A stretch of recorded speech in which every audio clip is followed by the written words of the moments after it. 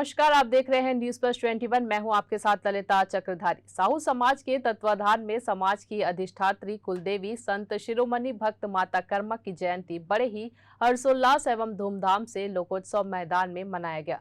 इसके साथ ही सामूहिक आदर्श विवाह का भी आयोजन किया गया। कार्यक्रम में मुख्य अतिथि के रूप में भाजयुमो अध्यक्ष अमित साहू, प्रमुख अतिथि के रूप में विधायक शिवरतन शर्मा उपस्थित रहे।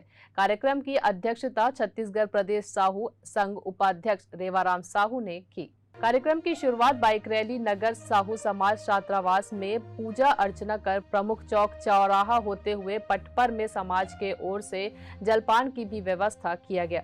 तत्पश्चात पटपर से अंडरब्रिज होते हुए रेलवे स्टेशन, विधायक गली, रावण भाटा होते हुए लोकोत्सव मैदान में समाप्त हुई एवं महिलाओं व बच्चों के द्वारा कलश यात्रा निकाला गया। साथ ही उक्त सामूहिक विवाह के आयोजन में वर का बारात बैंड बाजे नाचते हुए निकाला गया, जो कार्यक्रम स्थल तक पहुंचे। अतिथियों के द्वारा सर्वप्रथम मां कर्मा की पूजा अर्चना के बाद आरती की गई। छत्तीसगढ़ की स्वर कोकिला समाज की बेटी आरू साहू व उनके टीम की प्रस्तुति से लोग झूम उठे। मंच में उपस्थित सभी अतिथियों का स्वागत नगर साहू समाज के पदाधिकारियों के द्वारा किया गया। भाटापारा से अमृत साहू की रिपोर्ट। सामूहिक विवाह का आयोजन रखा है और भक्त माता कर्मा की जयंती का कार्यक्रम। वास्तव में हिंदू समाज में सबसे ज्यादा खर्च अगर किसी काम में होता है तो विवाह में होता है, और समाज ने एक अच्छा प्रयास किया है कि लोग फिजूल खर्ची से बचें, लोगों की आर्थिक व्यवस्था स्थिति सुधरे। इसके लिए सामूहिक विवाह का आयोजन मैं समाज को इसलिए बधाई देता हूं और भविष्य में ये और ज़्यादा बड़े रूप में हो इसकी अपेक्षा करता हूं।